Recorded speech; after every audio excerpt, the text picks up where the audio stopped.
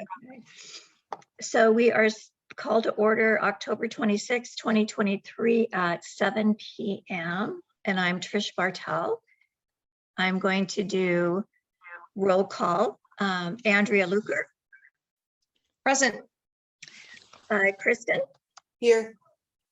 Danielle. Here. Larry. Present. Deborah Howe is excused. She's on vacation. John. I'm here. Jim Stanfield is excused. He has a medical emergency in his family. Molly Brown. Not yet. Okay. And Trish Bartel present. Okay. All right, chairperson announcements. We have 2 vacancies in LOCAC, but I think we have now filled one for District 1. Her name's Jennifer. She's going to come to our next meeting. She has filled out her bio and she has filled out all of the forms necessary to come on to LOCAC, and I will forward those to everybody this week. And whenever at the end of the meeting today, we're going to decide when our November, December meeting is, and then she'll come to that meeting. Great. Any questions on that? But we still need someone for District 3. And So, Molly is now present. and Molly is now present. Yay. So, yeah, as soon as we can get someone for District 3, we will be full, which would be absolutely wonderful. So that's my first announcement. My second announcement is the Anastasia project. And with that, last month, LOCAC requested that a letter be written to the Board of Supervisors with talking points. So we did that, and I am just going to go through the talking points tonight of what we sent to the Board of Supervisors. And so the first talking point is for all 3 of the Los Osos water purveyors, the Los Osos water basin is in a managed overdraft. On October 25th, 2021, all 3 water purveyors signed a letter addressed to SLO County Department of Planning and Building stating that, on page 5, recent monitoring data and the basin metrics both indicate that basin conditions as a whole are static or worsening. This letter that they wrote was to deny ADUs in Los Osos. And as a reminder, ADUs can be up to 1,500 square feet. So the questions we asked with this statement was, how can Golden State Water, 4 months after signing the above letter, give Anastasia a will serve letter for 90, we found out 98 homes. The will serve letter from Golden State requires the developer to pay for infrastructure and a new well. A new well will not bring new water to Los Osos. How can the county, who participates with the Basin Management Committee and the Coastal Commission, allow a will serve letter to be given when neither the VMC or CCC believes there is an adequate water supply? And then one of the things, after reading all of the attachments to the Board of Directors packet, is that nowhere in all of the Board of Supervisors attachments and documents state that the 200 people waiting in line to build will go first before this development, which is attachment 8. The second point is the Coastal Commission is not lifting Special Condition 6 in the foreseeable future. Special Condition 6 can't be lifted until there is proof of an adequate water supply. Additional sewer hookups are not allowed until Special Condition 6 has been satisfied by the Coastal Commission. This means this project can't meet the criteria needed to be voted by the Board of Supervisors. The third point that was made is revisions to the map were made in 2017. I don't know who's talking. I think it's Speaker. your voice in somebody's computer. Okay. Revisions to the map made in 2017 included storm drains and affordable housings, which is their attachment 3. Why did the county not update the map to become a modern development like elsewhere in SLO County? the 1989 Anastasia map has 0 parks, 0 green space, or safe routes to school. This development is on the LOVR corridor. What steps will be taken to protect pedestrians, cyclists, and school children when you add approximately 400 people and 200 additional cars? And then how can the county allow 15 extensions when the Subdivision Map Act states that a vesting tentative map expires in 24 months and allows 6 one-year extensions? This project had 15 extensions over 30 years. And the concern that this project never came to LOCAC or the community of Los Osos. And due to the fact that there's a PUC, Public Utility Committee, Public Utility PUC Commission, thank you. Court case is pending between Golden State and S&T on who has the water rights to that land. Do we even know who has the water rights and who can actually do a will serve letter? So those were the comments that were given to the Board of Supervisors. And from the rest of council, is there any other things that I have missed of facts that we came up with to write this letter? Well, isn't the letter already sent? It's sent. Okay, so It's I sent, mean, but it was sent at after our last meeting. That's why Oh, it's sure. brought up at this meeting. yeah, I mean, but you're looking for other to add to it? Well, no, but a lot of us worked on it. So just to make sure that I covered all of the points. Yeah. Okay. All right. Those You were want my, me to put that on the website? I will send it to you. I will send it to you. Okay, so let's go to council member announcements. Has anyone have announcement? Okay. All right, let's go to the sheriff's report. Is Sergeant Coy's here? I don't see him. All right, let's move on to Captain Klingenberg. I will ask you to unmute. I'm here. Just get my video going. There we you go. are. Good evening, everyone. Thank you again for the time, as always. The report for Los Osos for the month of September. We had 2 DUI arrests that we made this month, and we had a total of 4 collisions. One of those was a minor injury collision. That collision occurred on Los Osos Valley Road, west of South Bay Boulevard. That was a 2-vehicle collision. That was a right-of-way, pulling out of a driveway or something like that there at that location. Then we had 3 non-injury collisions.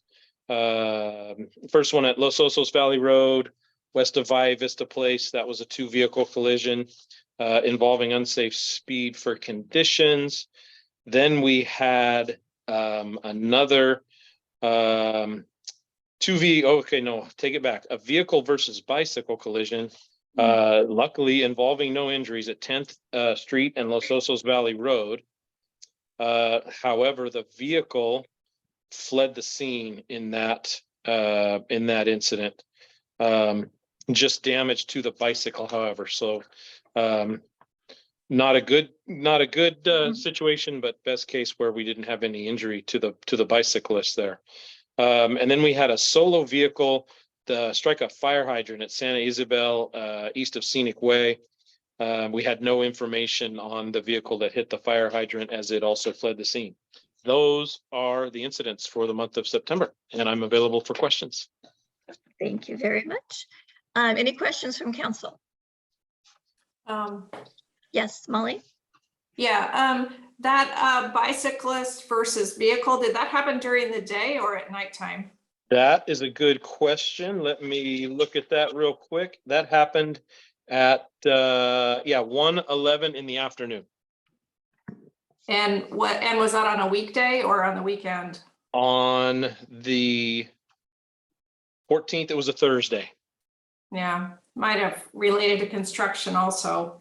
We've had a lot of construction right on LOVR in that area, I think. Okay.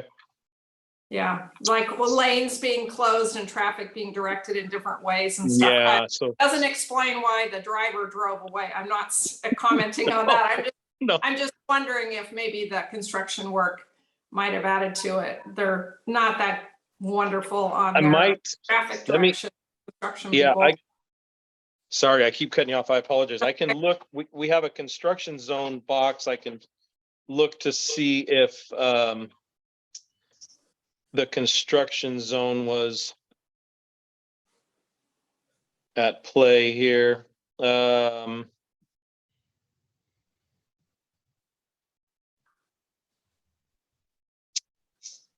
Yeah, sorry for the dead time. Yeah, there it was not. Yeah, not listed in a construction zone there. Okay. All right, thank you. Sure, thank you. Molly. Andrea. Captain Klingenberg, I feel like I read on maybe Nextdoor, which is sometimes not correct, that there was some hate propaganda put in driveways in Los Osos. Did that happen here, or am I thinking of another? I know it's happened in other Central Coast organizations, cities. I will say that I have heard that it happened. I can't confirm that. That would have been a report on that would have been taken by the sheriff's department. So I don't have anything official. I would have known basically just what you know. Okay. I had heard that had happened. So, Andrea, what I do know is every home up here in Cabrillo had hate mail in their front yard, and it was in their driveway. It was in a plastic bag with sand, and the hate mail information was inside it. And every single house, I had a neighbor in tears picking up every one of them and throwing them away. Okay, So, thank you. so in Cabrillo, it happened. It does tend to be like the higher end neighborhoods. My friend who actually is the Jewish hate person lives in in Slow and got one in her mailbox. So she's the one that officially tracks all the hate stuff. So it's specifically like sidewalks in like good neighborhoods getting it. It was in every single person's driveway. And it was on a Saturday. So when you got up on a Saturday to go take your dog for a walk, go out, you think it's something from, gardening service, and it's a horrible way to live and to have. Okay. Thanks for clarifying that. Yep. Okay. Captain Klingenberg, thank you so much. You got it. Thank you. We will Thank talk to you. you soon. That sounds great. Thank you. All right, county staff report. Claire, I will unmute you. Okay. Should be. There you go.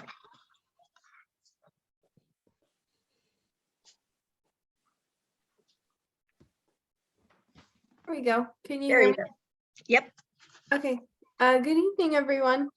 My report is not too long. I sent Trish and Larry the active permits, plans, and tree removal requests yesterday morning. If you review those and have any questions, let Trish know, and I would be happy to look into those. The LOHCP is the Habitat Conservation Plan is still under review by the U.S. Fish and Wildlife Service.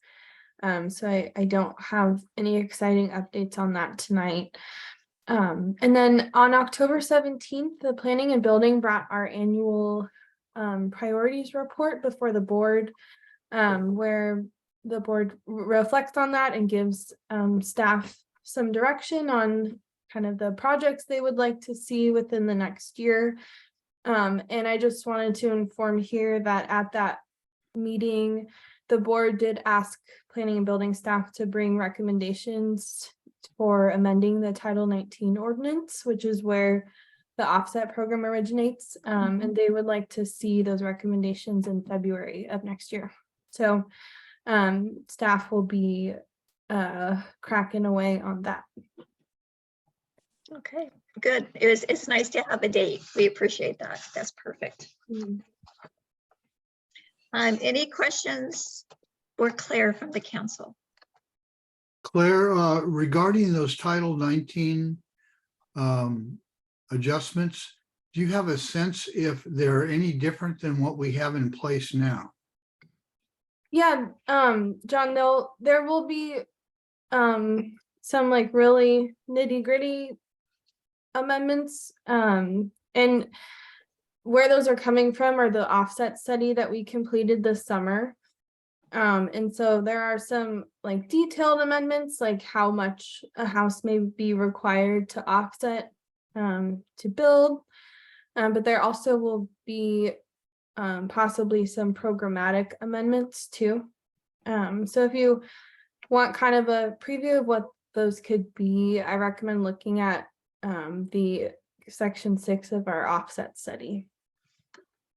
I had a second question regarding a project on your list that was sent to us, a current project, and that's the Benson project at the corner of 2nd Street and Santa Maria.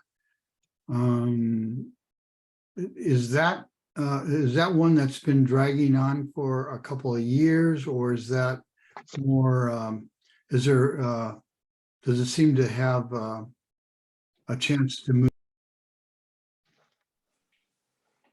Off the top of my head, John, I'm not familiar with that project. But if you said the Benson project on the corner of 2nd Street and Santa Maria. What you said? John, I'm going to ask you to unmute somehow. There you go. Here I am. Did you hear me? Yes, it's that at that corner. I heard Okay. that project. Can you hear me okay? Mhm. Yeah. I heard that project was proposed maybe a couple of years ago, but and I see it on the list. I just wondered, is it moving forward or is it not moving forward? Yeah, I can if Okay, yeah, no the hurry. statuses look updated, I can look into it and get back to you. Thank you. Yeah, of course. Any other questions from council? Okay. Anyone from the community have any questions for Claire? Okay. Claire, I think if you can stay on for the regular agenda item, I don't see Anna here, just to kind of explain why why it's coming directly to us versus. Sure. Yeah, I can stick. I plan to stick around. Mhm. Okay, perfect. Thank you. All right. Let's go to Supervisor Gibson. And I'm asking you to unmute. There you go. Thank you, Madam Chair. A pleasure, as always, to be with you tonight. I don't have a lot of Los Osos specific things to report having happened. I think, as you're all aware, the question of approving the Track 1646 vesting tentative track map will be before the board on Tuesday. The staff report is out. It is a complex issue, and there is going to be, I'm sure, a robust discussion of what should happen there. Just for your information, it is the first open hearing item on the agenda. We convene at 9. We have consent agenda. We have 4 presentations of proclamations and things like that. And then we have public comment, and one never knows exactly when all of that would wrap up. But if folks are interested in either tuning in online or being there in person, I would say you're very safe if you were there by 9:30 or thereabouts, and we will go from there. Yeah, also, the next most important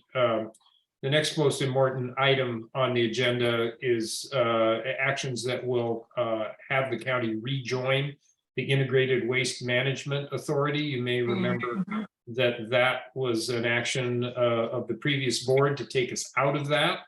That was a move that I voted against, criticized roundly, because it it cost taxpayers most of $1 million, imposing on 700,000 in the current year and potentially more in future years for the county to take on and duplicate efforts that this regional countywide authority was doing. So the new board majority this year reversed that. We are going to be rejoining. That will actually on the whole save money, although we do have also a small fee increase that has to be considered. Most of that has to do with the new handling of organic materials. You may have heard of AB 1383. It's a statewide mandate for the county to divert organic materials, food waste and garden waste, divert it from being buried in a landfill where it decomposes and produces methane. And this county is actually on the leading edge of dealing with that in a very environmentally friendly way, in that we have what's called an anaerobic digester that takes our organic material, actually produces the methane, but then immediately burns the methane to produce. Oh, you just froze up, Supervisor Gibson.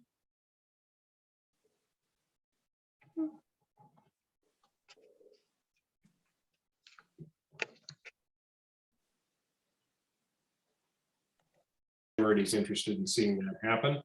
And then we will also have a budget item looking ahead for our next fiscal year, which promises to be challenging due to rising costs and revenues not rising as much. Following up on Claire's mention of what we did on October 17th, one of the things that we are planning with the planning department is in January or late January, early February, to have a significant board discussion on housing policy. You know, what specifically does the county need to do to encourage the production of homes that people can actually afford? And there's a lot of different components to that, but you know, we have set ourselves an ambitious goal. The state mandates that each jurisdiction, counties and cities, provide the planning for a certain number of homes at various income levels, affordable to low income, very low income, moderate income are the ones they're particularly interested in.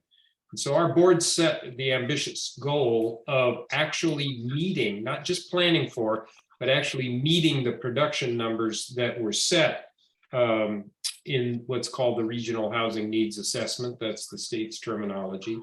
The long and short of that is that we've set a goal of producing over 1,600 homes affordable to low, very low, and moderate income households by the end of the current cycle, which is the end of 2028. So basically in the next 5 years, we've staked out a position that we want to see homes in those categories built. That's going to be tough, but I think it's a really good focusing mechanism for us to decide how it is we're actually going to manage our housing. So that conversation came out of a clear interest in the entirety of the board, and we'll be having that in January. And beyond that, the last couple of meetings have been mostly, in terms of our business, have been mostly the nuts and bolts of getting county business done. Nothing in terms of our agendas that was extremely exciting, but on goes the work of the county, and I would be happy to take your questions. Hey, Council, do you have any questions? Andrea? Bruce, I have two questions. The first is some time ago, maybe even a year ago, the advisory board members filled out a questionnaire. And we haven't heard anything back from that questionnaire in terms of next steps for advisory board training. So I'm curious about that. Yeah. And then secondly, on November 1st, there's the wind energy meeting at the Board of Supervisors chambers, I believe. And I'm curious if you know how the public comment section will go. At the last meeting that was held at Morebay Community Center, the questions were gathered in groups, and really it was a pretty ineffective way of public comment. So I'm hoping this is just going to be a normal public comment section, Mhm. but I'm not sure if you can answer that or not. Thanks.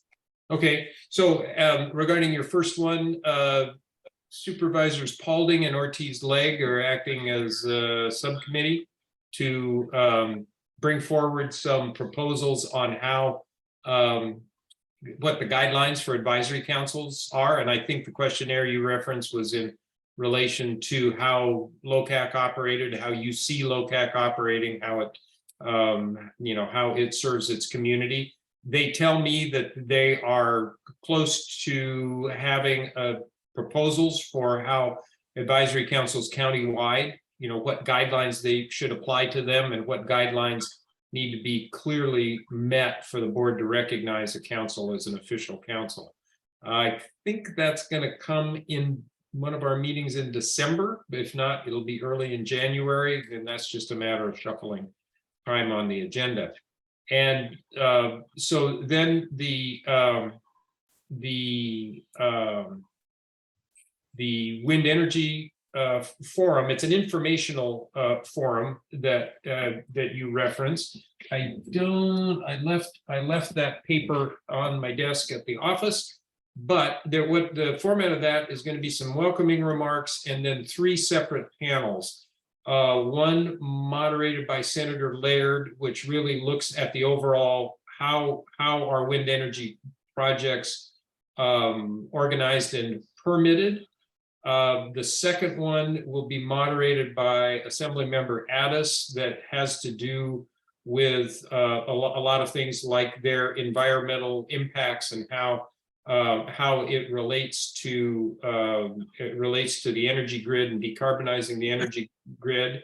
And then the third one, which is moderated by me, is going to be the 3 different successful leaseholders and 2 different reps from 2 different trade groups talking about what the wind energy projects look like from the industry's side, and we'll be asking them questions about their timelines, how they intend to interact with communities, the benefits, the impacts, and the rest of that. After that, they are then going to open it up for an hour of public comment. There will also be means by which comments can be submitted in writing, I do believe. But this forum has been organized by Senator Laird's office, mostly with the help of Senator Addis' office and Congressman Carvajal's office. And it really is to get information out to the public, inform them of the process by which public input goes into the permitting processes, and get public comments on the record. Again, I would emphasize that in terms of the steps going forward on this, it's important to realize that the decision making is at the federal and the state level, and to the extent that it affects facilities on shore, which should be very minor, it would be within the city of Morro Bay and the Port San Luis Harbor District. So really understanding the complexities of the federal and the state permitting processes is one of the main goals of trying to get this information to the public. Thank you. Are there any other questions from I have council? a question. Yes, John. Bruce, regarding affordable housing, are there any projects that could be brought forward in Los Osos where we are in desperate need for low-income housing because of the, high price of homes here and the need to accommodate the workforce? Why not make it a priority to at least, I heard the number in 5 years countywide, but why not make it a priority to develop a project that could come to Los Osos? That's my first question. So that's absolutely a priority of mine. We are hung up on the waiting to get the Los Osos community plan certified by the Coastal Commission. And we've been working with them for months, I suppose coming on years now. to give them the information so that they can make the necessary findings that, there's adequate water for a certain amount of housing, that the habitat conservation plan properly protects the sensitive habitats. The county's done its work on that. And what we're waiting for is for the Coastal Commission to take it up and certify it as consistent with the Coastal Act.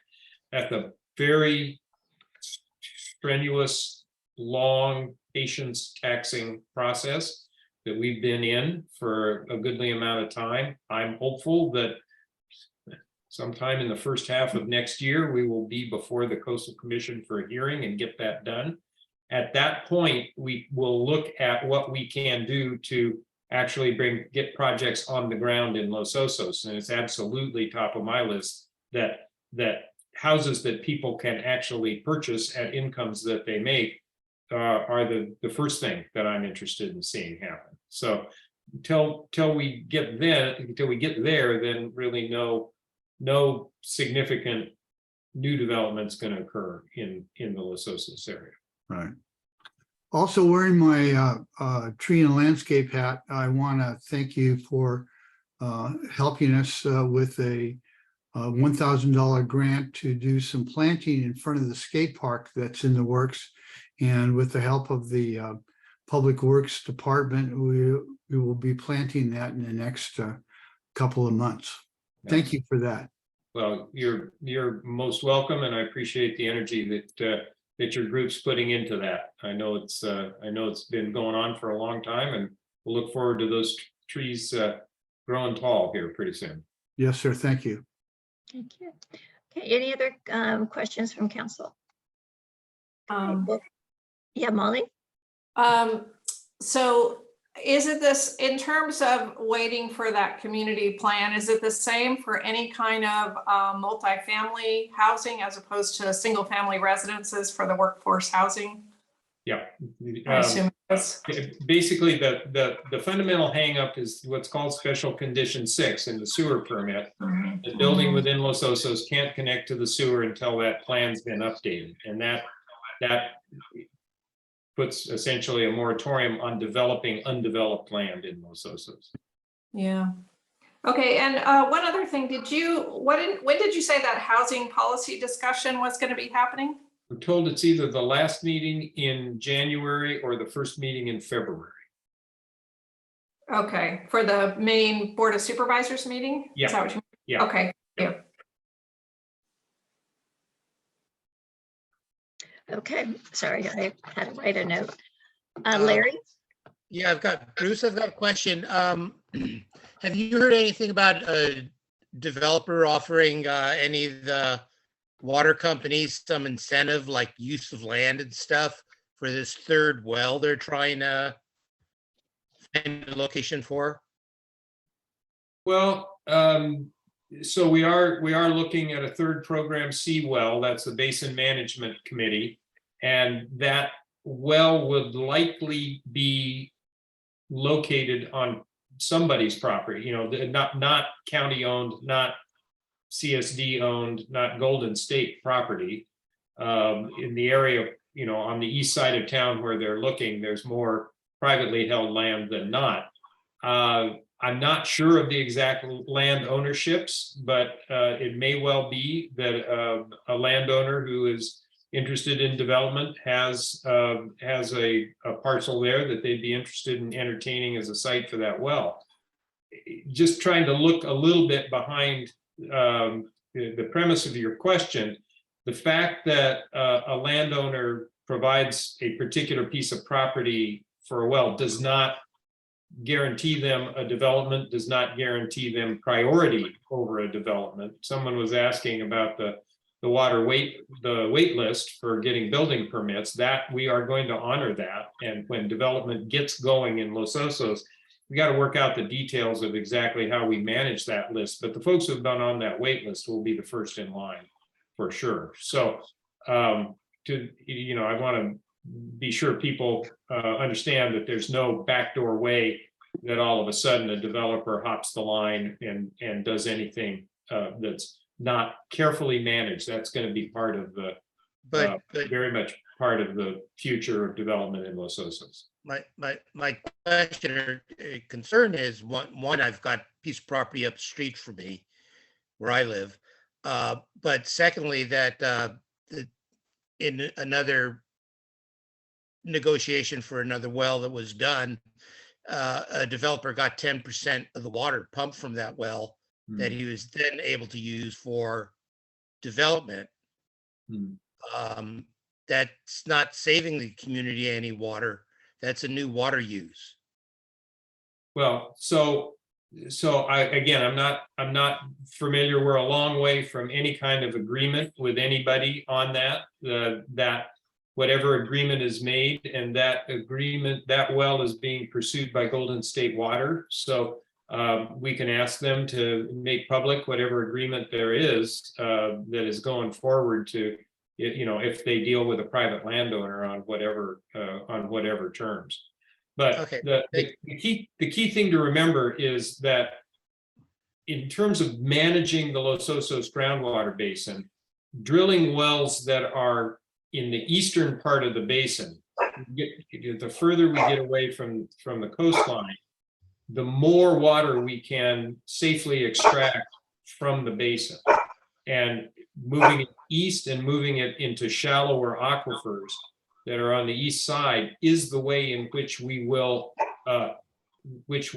increase the safe yield of the basin. And that has to do with the fact that we tend to think of basins as bathtubs, but they're actually more like, they're a dynamic system. And so the hydrologists will, have studied this and have shown that it improves the water stability, the safe yield of this basin, to have the production from the basin happen east and higher in the aquifers. So that's the rationale for moving wells to the east side. But Bruce, we have heard from others in the area that Larry lives, that they're all on their own wells. And if another well is brought in for the use of all of Los Osos, their wells are going to dry up. And then they're going to have to be stuck onto something like Golden State, which is putting in the well. So, it's just like Peter paying Paul. It's not really fair to those neighbors. I've heard those fears expressed, but again, that the well that gets drilled has to be permitted, and the effects of that well on surrounding wells have to be studied. And so those negative impacts will, if there are any, will need to be mitigated. And that's the technical investigation. Beyond that, if you look at the business of managing the Los Osos groundwater basin, the idea is that everybody in this basin, whether you're inside the service area of a purveyor or whether you're on your own well out on the east side of the basin, everybody has to have a fair opportunity to use that water. So the idea that a well's going to go in and dry people's wells up and leave them hanging just isn't consistent with the whole purpose of managing the Los Osos groundwater basin. And that management is conducted under adjudication. So the courts are the ultimate ultimate authorities that will enforce the fact that nobody gets dried up when as various projects are undertaken to secure the basin. Thank you. Molly, you're up. Okay, so this thing of a well being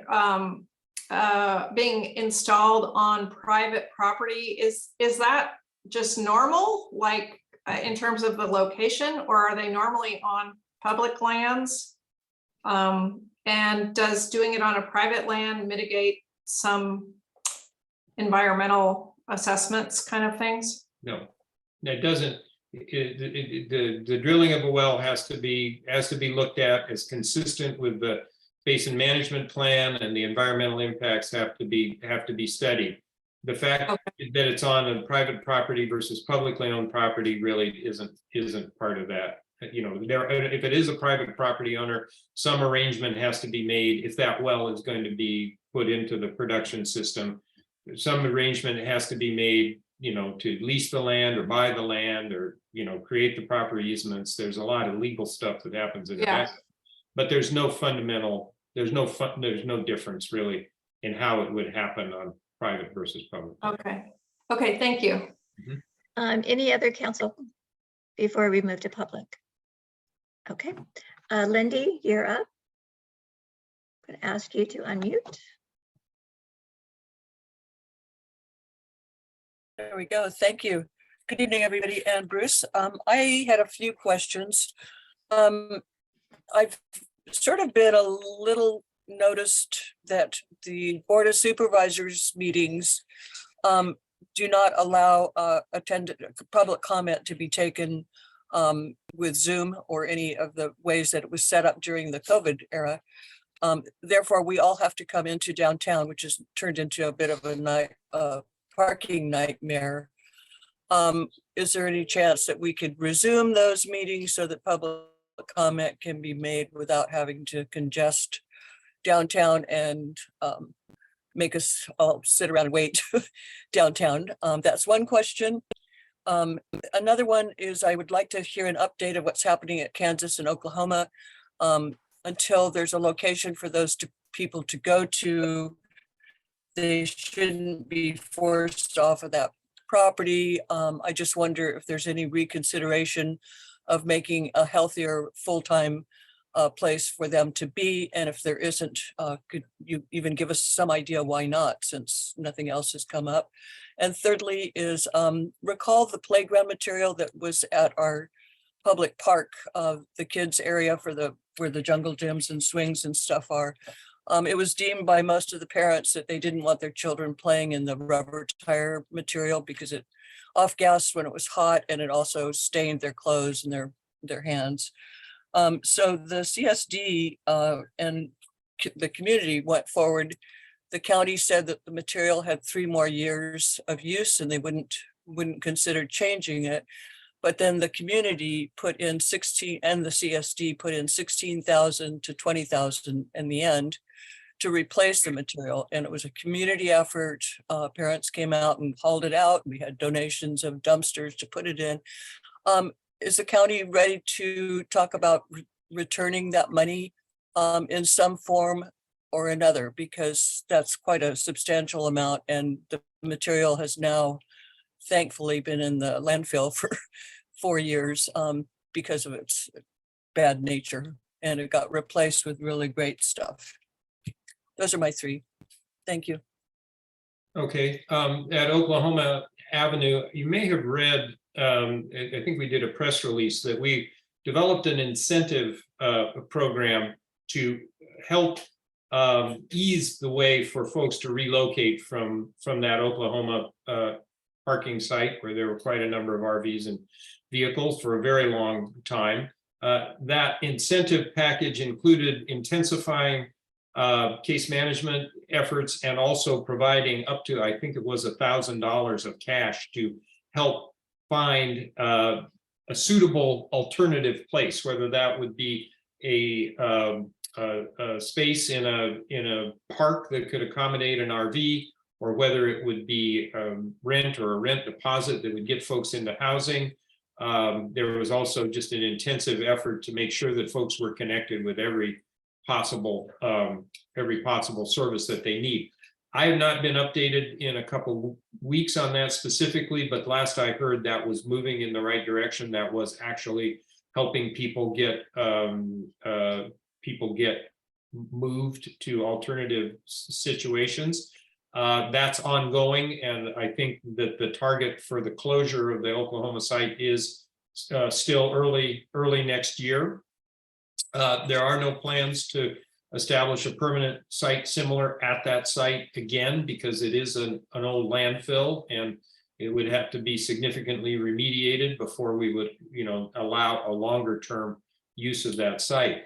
As to the other 2 questions, the replacement of that playground material was done under something like an adopt-a-park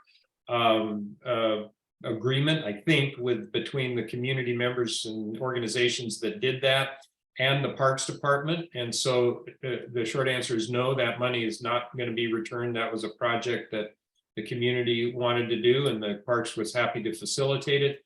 And there are no plans for us to go to hybrid meeting on the Board of Supervisors. Thank you Great, very much. thanks. Let's move on to Chris. I will ask you to unmute. Yes, thank you. Can you hear me well? We can. Supervisor Gibson, I was looking at the agenda package for the tract about the Anastasia development. In there is a letter from your groundwater sustainability director, Blaine Reilly, who is advocating for the project. It looks like he met with Golden State, maybe the developer, and last December, and they assured him that there's water for this project, and that they had improvements in place, or they were going to make improvements to supply this water, including the program Seawell.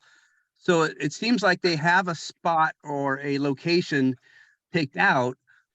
Why is that not public? Why isn't that in the letter? And why is your sustainability director, who's on the BMC committee, who at that time I think was the alternate director, why are they taking a position on this when the BMC is not taking a position on it? And they were sort of indicating that was their expertise. Well, so first of all, the groundwater department head is not advocating for the project. He has asked a specific question about the status of groundwater supply in the Los Osos Basin that would serve that. The actual and that comment was, I think, part of a referral, a natural aspect. When a project like this is to be considered by the board, all relevant agencies are given the opportunity to weigh in. And he was asked to comment about the status of groundwater management in the basin. The actual decision to provide a will serve letter that would provide water for this particular map, and at this point it's a map, a subdivision, is the decision of Golden State Water. So that's not a decision the county makes, but when asked, what Mr. Reilly did was essentially summarize the information that's been in annual reports of the Basin Management Committee, which, if I'll quote from, or not quote, but reference from memory, his observation that the hydrologic studies of the basin show right now that that production occurs, the extraction of water from the basin occurs at roughly 84% of the sustainable safe yield. And so with that, he's observing that the safe yield is not being exceeded. And he also references certain observations, certain measurements that are done on the basin that are consistent with the idea that less water than the sustainable yield of the basin is being removed, which show the well levels rising over quite a number of years, and the metric, the measurement of average, if you will, the composite measure of seawater intrusion is actually declining within the expected envelope. So that's really all he is saying, is that he's summarizing the information that's publicly available in the annual reports, not advocating one way or another for approval of this project.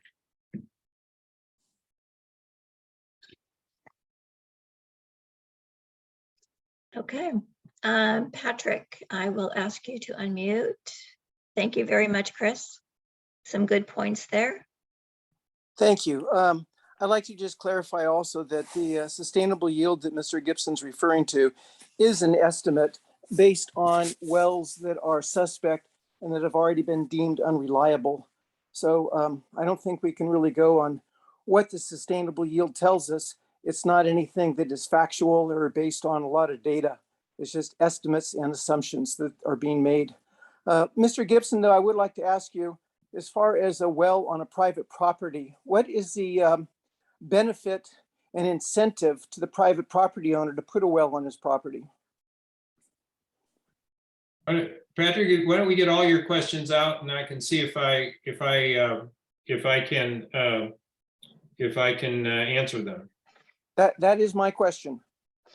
Well, The incentive is, if necessary, private property could be taken by eminent domain to create an infrastructure project that is of community-wide benefit. If a private property owner negotiates with whatever public entity is interested in creating this infrastructure, in this case, a well, and a public entity, including Golden State Water, which is regulated by the PUC, that property owner can come to whatever terms they want. Like I say, they could lease the property owner, or lease the property to the agency. They could sell the property to the agency. So and whether there are other aspects of an agreement between a private property owner and a public agency that might be considered incentives to the property owner, I don't know. We'd have to look at what the agency has to say. Thank you. Okay, are there any other questions for Supervisor Gibson? Sorry, I've got something that showed up in the middle of my screen. Okay, I don't see any hands up. Thank you so much, Supervisor Gibson. I appreciate it. Pleasure. I thank you, Madam Chairman and members. I will hang around for a bit here while the reports finish off camera, and then I'll probably disappear into the autumn evening here. Sounds great. Thank you. All right, CSD report.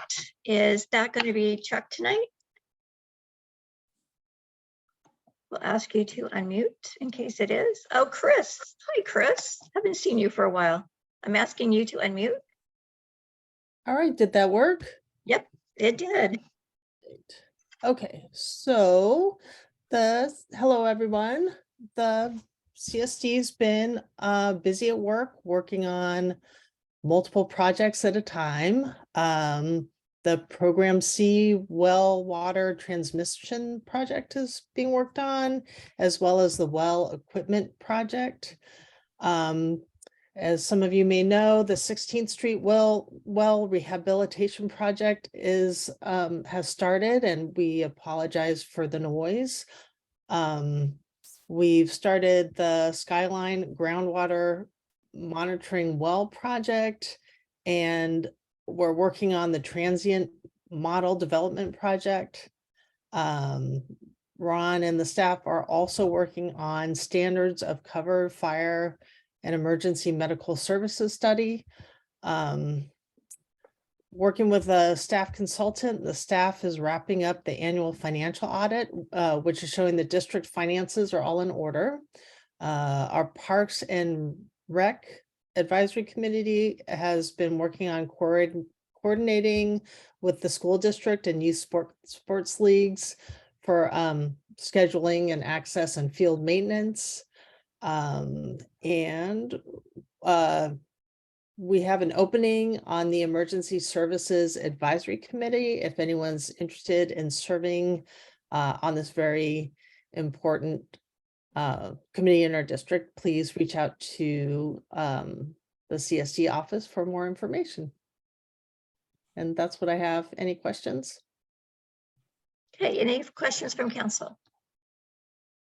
I don't see any hands. Any questions from community, public? Nope. Okay, Chris, thank you so much. It was a great report.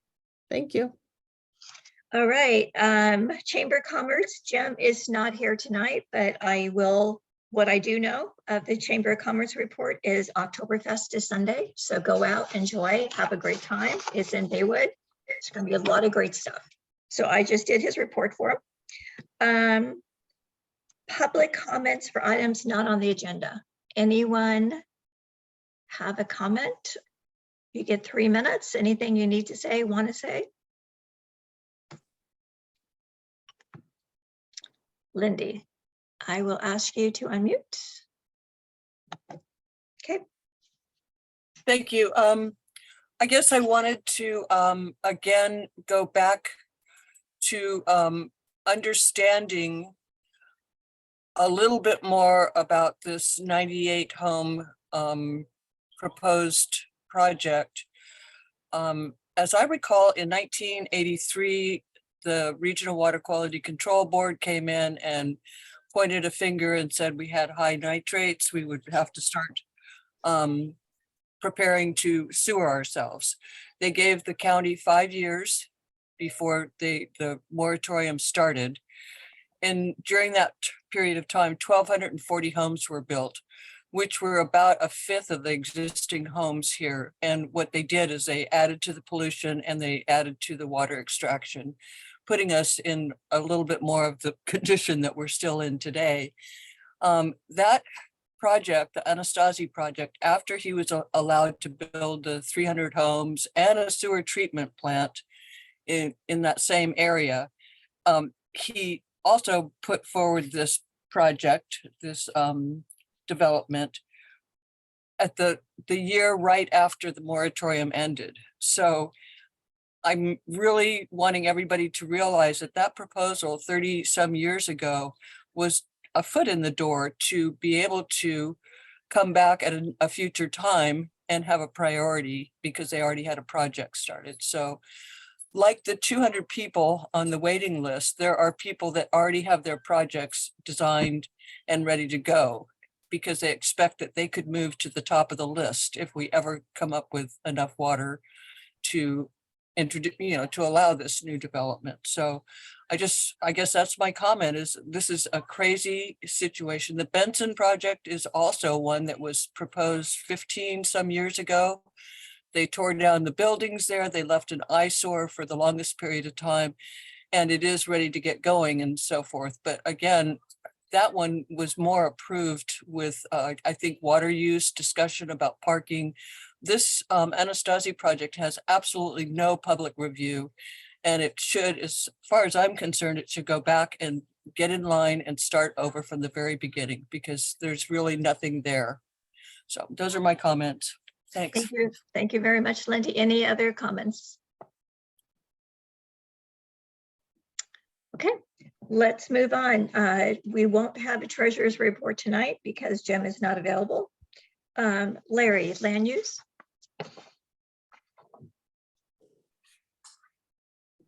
Yeah, we had nothing at our last meeting was canceled because we had nothing from the county.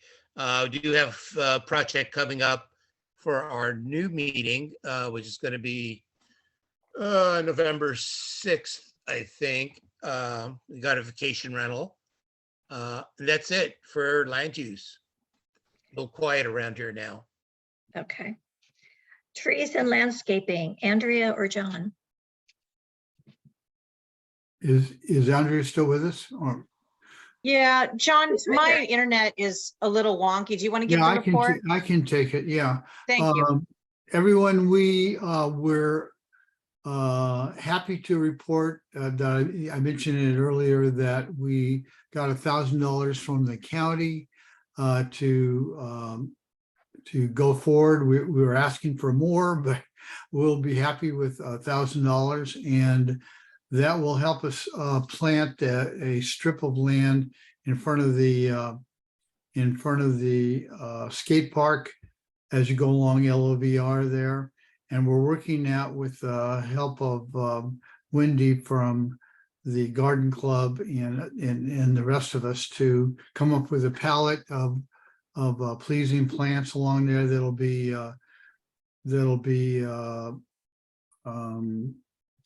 drought tolerant. The water issue is a little dicey. We're trying to figure out how to go forward on that. On the other hand, we were disappointed that the county public works turned us down on our multiple efforts to plant at LOVR and South Bay Boulevard. And the county told us because we could not come to an agreement with Mr. Edwards that we couldn't go forward. So, he apparently vetoed our efforts to do some more planting there, which is a shame. But anyway, moving on, we're going to plant more trees. So that's about it. Okay, thank you. Outreach. Hi. It's been a kind of a tough season for me. So I kept having to skip meetings due to family things. But we've decided as a group, we all met for strategic meeting and agreed that we probably shouldn't do any major outreach efforts until January when the Yep. election season hits. The goal is to try to do another Red Barn event, bringing everybody together, but also making that an election day so that we get bigger turnout for it. You don't have to go somewhere to go, you're already going because you're interested. So that's kind of the goal.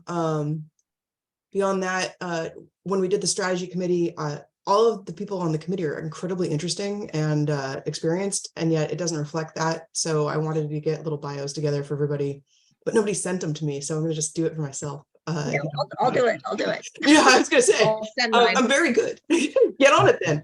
I'll Public do shaming- mine. public shaming is amazing. And speaking of public shaming, so one of the things that this Anastasi project brought up was how do we communicate more with the public? Because obviously I'm outreach and communications, but I have a staunch personal, I want to stay off of social media as much as possible, largely because for the last 20 something years, I've been a community organizer on the internet, and it has drained my love of communicating with other people. And I now hire people to do it for my own climbing gym because I can't handle all of the feelings. So I don't want to be the one posting it and then being responsible for the communications back and forth when we have been told, well, not been told. We've all agreed that really the conduit of information should be coming from Trish or a designee. So what I came up with that I sent to the council, I haven't heard feedback yet, but it was like 2 days ago, is a document that kind of gives you an idea about how we do this. So everyone comes together, we make a letter, I'll make a post on the website, we'll put the letter on there, it'll have all the information that you'd want to know. And then individuals can go and post them on social media with like a disclaimer that says that the only way to communicate if you have feedback or questions would be to go through the correct channels. Therefore, we don't have all the social media people having to like scramble to make people happy and be official when all of us are really just individuals just trying to do a friendly job. So that's what we're working on. And then for a hot second there, I looked down at the bottom of that AI companion summary thing, and I think it might summarize meeting minutes for us. So if you all run a meeting in the next month, please click on that and see what it does and let me know, and I'll be happy to troubleshoot, because that would be very handy. That is my meeting. Thank you, or my report. If anyone has any questions, I see Lindy's hand. I'll unmute you. Thank you. Yeah, I thought we were able to comment on each of the. I think you can, but I think we forget. Okay. Anyway, on this one, I am still having a really hard time every time I look at our website. So is there any consideration of hiring a website manager who could post things correctly? I mean, the dates are always different. I just don't find it easy to find documents at all.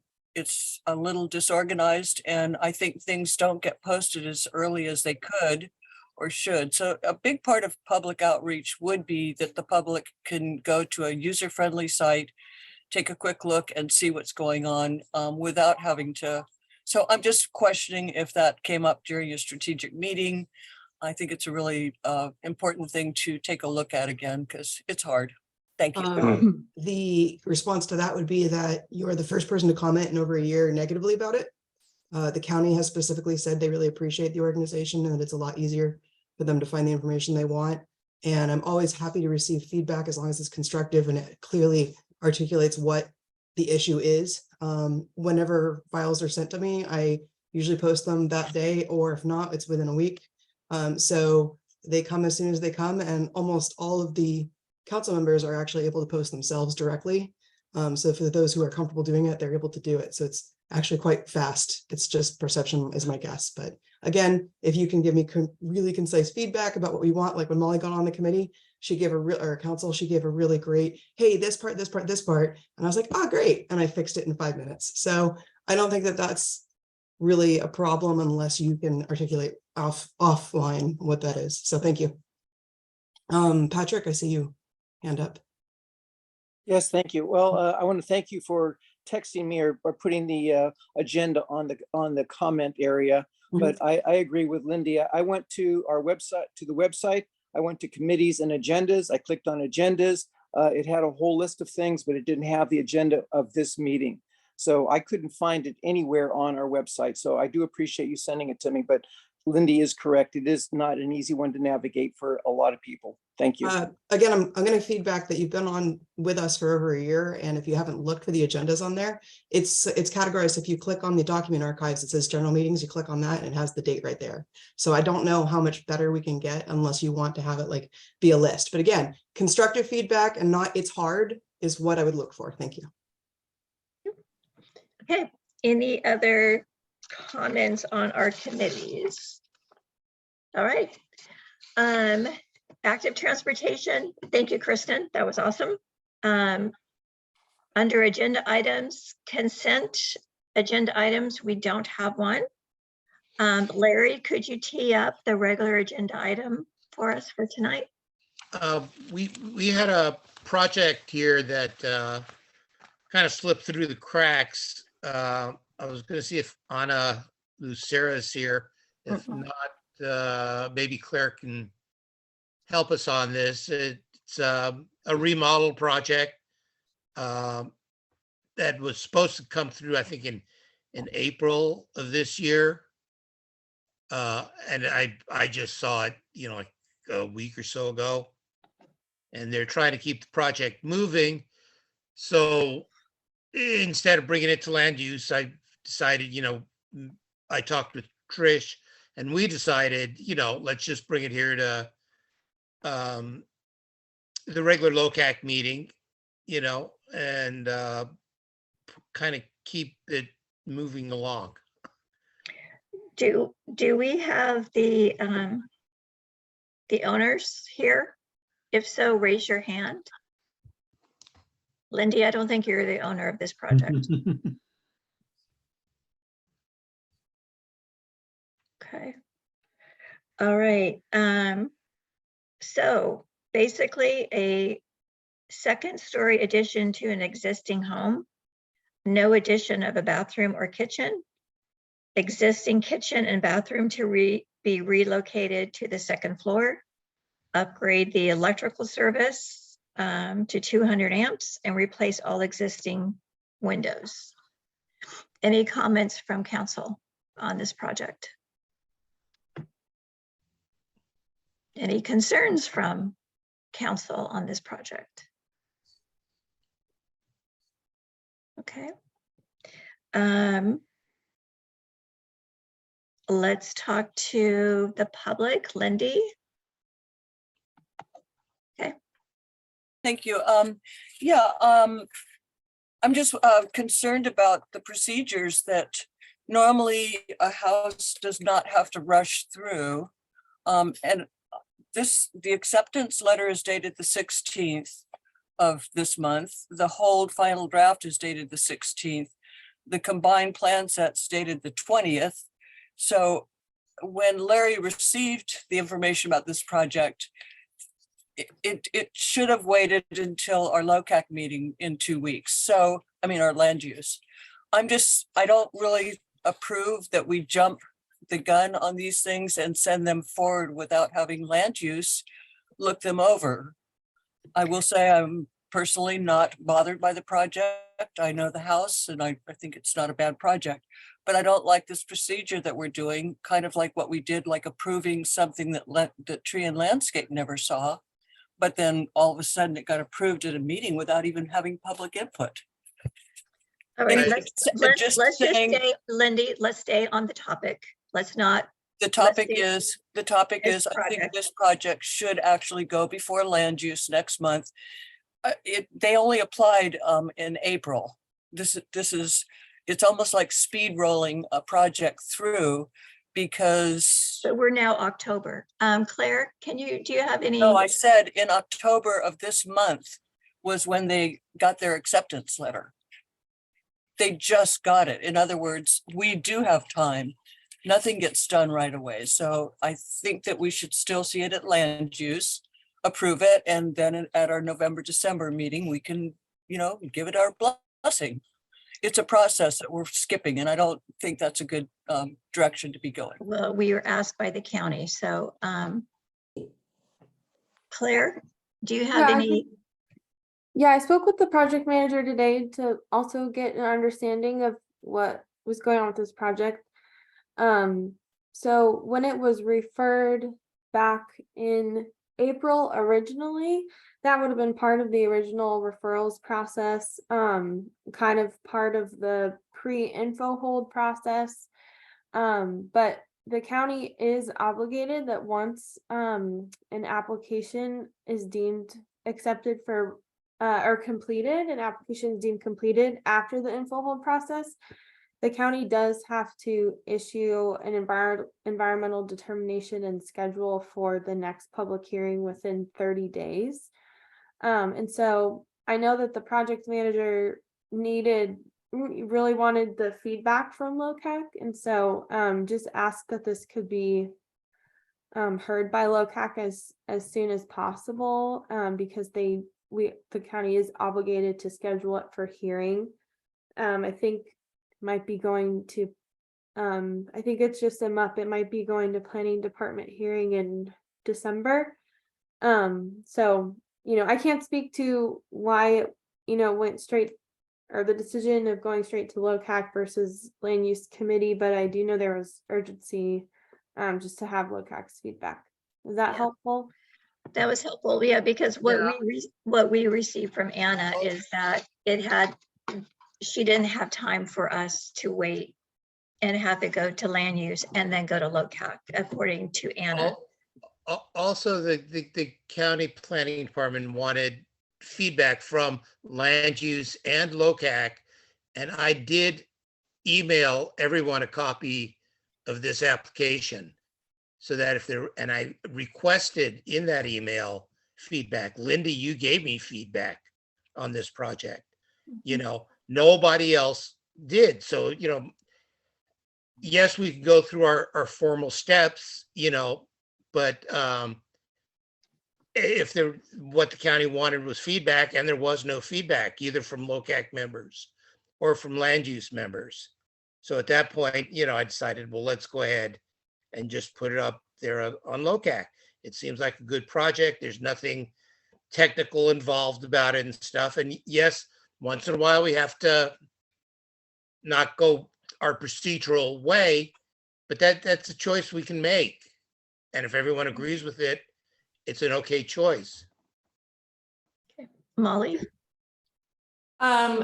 Yeah, I think in general too, the county there's times when they are under deadlines that are different than what we're aware of. And if they're asking for something to go through a little more quickly, I think if we can do that and it's a reasonable project without a lot of controversy, I don't see a problem with doing that at times. I'm on land use, and I did receive the document from Patrick or from Larry, and reviewed it and didn't find any kind of issues with it at all. So I'm assuming a lot of the land use people have looked at it, and if we didn't have any comments, we didn't have any comments. So anyway, I don't have a problem with it not going to land use committee, but I understand what Lindy's saying. But I think sometimes the county has a lot of different deadlines they're juggling. So I can see why at times they would ask us to expedite something. That's all. Thank you, Molly. And we do have Jacob here. Jacob, you're on land use, correct? Anything you would like to add to this? Asking you to unmute.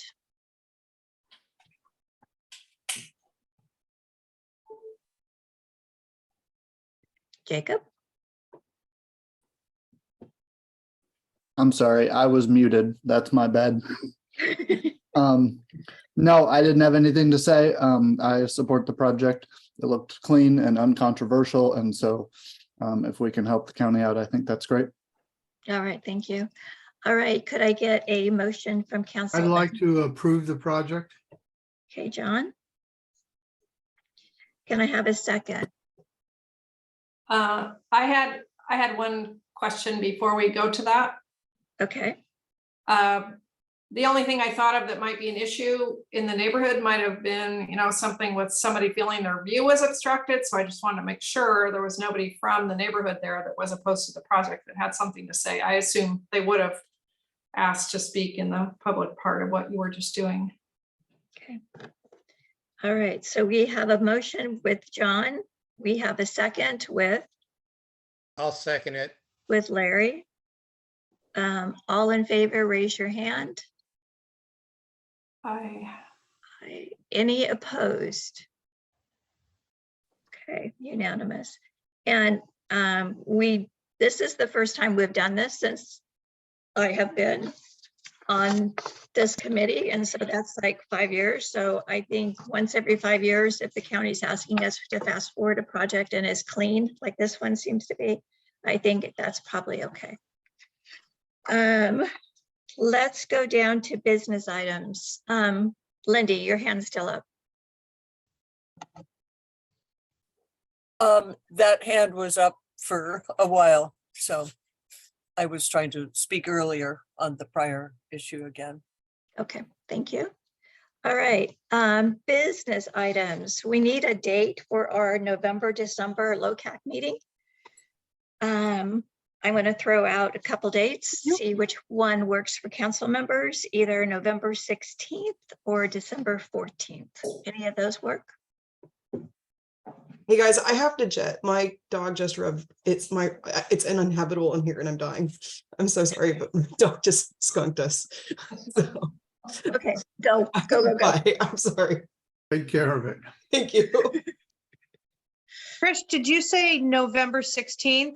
I said November 16th or December 14th. November 16th is tree and landscape. Okay. I'm trying to keep it on a Thursday. 14th. December 14th. 14th looks good. The 14th, so do it on a Tuesday? 14th is a Thursday. Oh, December. So you guys want to do December, not November? You offered a choice. What? There's more. I just threw out two. December. Yeah, that's fine for me. All right, let's do December 14th. I will have major jet lag, but I'll be here. Oh, I think I arrived that day or the day before from Zurich. So, all right. So the last thing is the Board of Supervisors meeting on the 31st. I do encourage all that can go to that meeting. I would show up at 9. And there are some of us that would like to speak, and I want to put it to a vote if we're allowed to speak as LOCAC members or as individuals. In any discussion. I suggest individuals because Okay. not everybody is on exactly the same page. I think many of us disagree with the project, you know, in some aspects or another, but if you speak as an individual, how can you go wrong? Okay. Anyone else? I'll back John. Okay. I would prefer speaking as LOCAC, but I absolutely understand what Larry and John are saying, and I think that it will probably, you know, yeah, I mean, it's not something that I'm gonna push. Okay. Yeah, Andrea, if it was just the letter that I've just received tonight, you know, That's all it's going to be. I'm not going to detour from these talking points for sure. I could support that, you know, but you can't go off topic on it. No, I won't. Danielle, do you have your hand up? Oh, unmute you. Sorry. There you go. Thank you. I had to yell at the dog, so I had to mute. Yeah. Anyway, I think there is, if you stick to the letter, I think there is a certain power in speaking as LOCAC. So I think if you were to deviate from the letter, absolutely individual. But for me, sticking to the points we've all agreed to in the letter, I think there could be real power in showing up as a representative of LOCAC. Okay. All right, and Andrea. I'm sorry. And thank you for that clarification. Absolutely. That makes a lot of sense. If we all did, I think, did agree to the letter. So yes, if one LOCAC member stands up and speaks to the letter, then anybody else that goes, members of the public, can be just, members of the public. So that's a great, Larry, I wish I would have thought of that. Okay. All right, any other comments from council? Oh, I have one thing. So is our November meeting completely canceled? Yep, Okay. because it's on Thanksgiving. Oh, right.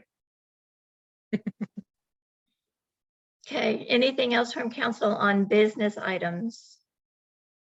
All right, we're almost ready to adjourn. We have one more. Trish, Lindy had her, I I'm sorry, know, Trish, Lindy had her hand. Oh, I'm okay. hitting it like 4 times now. There you go. Okay. Well, I keep getting forgotten. Anyway, I wanted to suggest that from my past experience of speaking at the Board of Soups, I would suggest that you can go forward and say, I am a member of the Los Osos LOCAC, and I support the letter that we sent and the points, but I am speaking as an individual, no matter what you say. That just clarifies that you came on your own accord. You're not coming as the LOCAC committee.